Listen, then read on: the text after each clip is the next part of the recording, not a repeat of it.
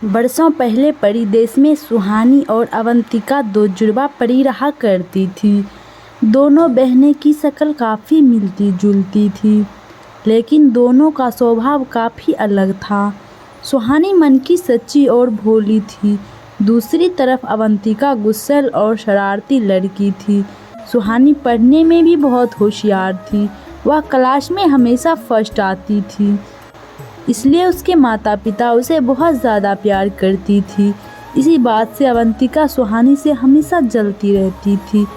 माँ पापा इस सुहानी का कितना ख्याल रखती है और उसे काफ़ी मनपसंद चीज़ें भी ला कर देती है, और मुझे तो बिल्कुल ही प्यार नहीं करती। धीरे धीरे अवंतिका के दिल में सुहानी के लिए नफरत पैदा होने लगती है। फिर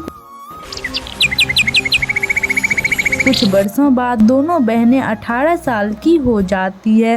सुहानी कॉलेज के सुशील नाम के लड़के से प्यार करने लगती है और सुशील भी सुहानी से प्यार करते हैं। सुशील बहुत अमीर लड़का था, उसे धन दौलत की कोई कमी नहीं थी और सुहानी यह बात अपने माता पिता को बताती है तो उसके माता पिता शादी के लिए मान जाते हैं और फिर कुछ दिनों बाद उन दोनों की शादी हो जाती है।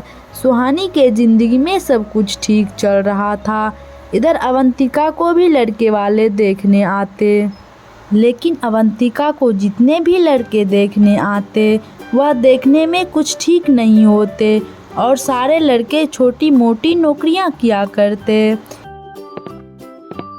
मेरी बहन इतने अमीर घर में शादी करके राज करती है, लेकिन हमारे लिए रिश्ते आते तो हैं, लेकिन सारे लड़के गरीब और बदसूरत होते हैं। तभी अवंतिका की सहेली बोलती है, तू चिंता मत कर, मेरे पास एक अच्छा उपाय है जिससे तुम्हारी सारी ख्वाहिशें पूरी हो जाएगी। हाँ बताओ, तू क्या कहना चाहती है? यहाँ वहाँ लड़के ढूंढने से बढ़िया है तू अपना बहन के पति को ही अपना पति बना ले और अपनी सारी ख्वाहिशें पूरी कर ले। लेकिन यह मुमकिन कैसे हो सकता है? तू अपने बहन के ससुराल जाकर दोनों पति पत्नी के बीच झगड़ा लगाने का काम करना शुरू कर दे और दूसरी तरफ अपनी जीजा का पूरा ध्यान रख, जिससे तुम्हारा जीजा तुमसे शादी के लिए मान जाएगा। अवंतिका को यह आइडिया बहुत अच्छा लगता है और वह अपनी बहन के पास कुछ दिनों के लिए रहने चली जाती है और अपनी बहन सुहानी से कहती है, सुहानी, मुझे घर पर तुम्हारे बिना बिल्कुल भी मन नहीं लगता, इसलिए कुछ दिनों के लिए मैं तुम्हारे घर रहने के लिए चली आई। हाँ बहन, आओ, कुछ दिनों के लिए क्यों, तुम्हारा जितना मन करे उतना रह लो। तभी अवंतिका मन ही मन सोचने लगती है, अच्छा हुआ कि तुमने अपने घर में मुझे रहने की इजाज़त दे दी। अब तेरे पति को देखना कैसे मैं अपना पति बनाती हूँ और इसके पैसे से सारे ख्वाहिशें पूरी करती हूँ।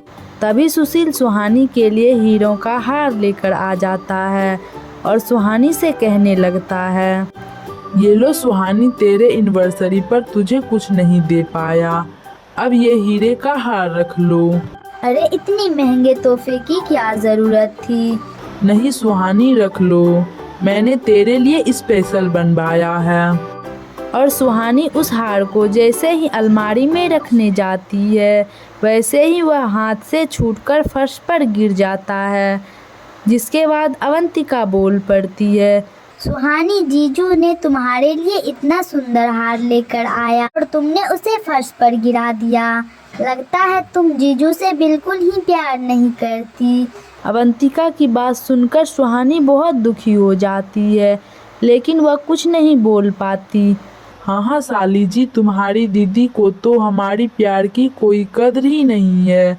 इसी तरह रोज अवंतिका सुशील के करीब जाने की कोशिश करने लगती और उससे ढेर सारी बातें करने की कोशिश करती और सुहानी के प्रति उसे भड़काती रहती थी। देखते ही देखते 6 महीना बीत जाता है, लेकिन इस बात का कोई फ़ायदा नहीं होता।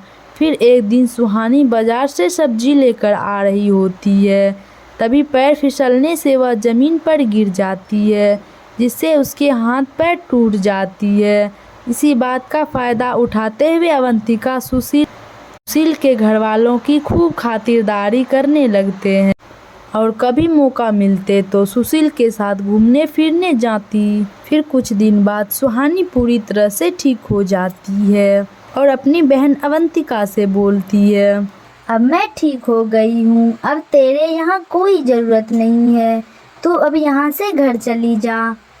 अरे नहीं, अब अवंतिका कहीं नहीं जाएगी। मुझे इसके हाथ का स्वादिष्ट खाना खाने की आदत हो गई है। यह बहुत अच्छा खाना बनाती है। तुम्हारे हाथ का खाना तो बकवास होता है। देखो मैं तुम्हारी पत्नी हूँ, तुम इस तरह से बात मत करो। पत्नी का कर्तव्य होता है कि वह अपने पति को हर तरह से खुश रखे, जो कि तुम बिल्कुल ही नहीं करती हो। हाँ, अवंतिका सही बोल रही है।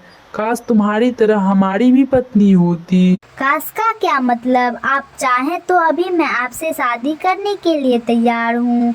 अरे वाह, इस खुशी की बात से बड़ी और क्या बात हो सकती है। मैं भी तुमसे शादी करने के लिए तैयार हूँ। और अवंतिका परी सारी बात अपनी सहेली सुमन परी को बताती है। लेकिन तभी सुमन परी बोलती है, हमने तुम्हारी मदद की, इसके बदले में तुझे हमको 2 लाख रुपया देना होगा। नहीं, मेरे पास तो इतने पैसे नहीं है, मैं तुम्हारी मदद नहीं कर पाऊंगी। इतना बोलकर अवंतिका परी वहाँ से चली जाती है। तेरी इतनी हिम्मत, मेरी मदद ना करने की सजा तो मैं तुझे देकर ही रहूंगी। अगले दिन सुमन परी 2 चुड़ैल सहेली परियों से कहकर अवंतिका परी को खूब पिटाई करवा देती है, जिससे अवंतिका परी का चेहरा बदसूरत हो जाती है। जिसके बाद सुशील अवंतिका को देखते ही उसे घर वापस जाने के लिए बोल देती है। लेकिन सुहानी परी अवंतिका परी को बहुत ख्याल रखती और अपने घर पर ही रखकर उसकी खूब सेवा करती। कुछ महीने बाद अवंतिका परी ठीक हो जाती है और वह सुहानी परी से माफ़ी मांगने लगती है। मुझे माफ कर दे मेरी बहन, मैं तेरा घर उजाड़ना चाहती थी, लेकिन अब मुझे पता चल गया है कि बुरे कर्मों का फल बुरा ही होता है। और इतना बोलकर अवंतिका परी अपने घर वापस चली जाती है और अवंतिका परी की माँ अवंतिका का भी अच्छे रिश्ते देखकर अवंतिका की शादी कर देते और अब दोनों बहन हंसी खुशी रहने लगते हैं।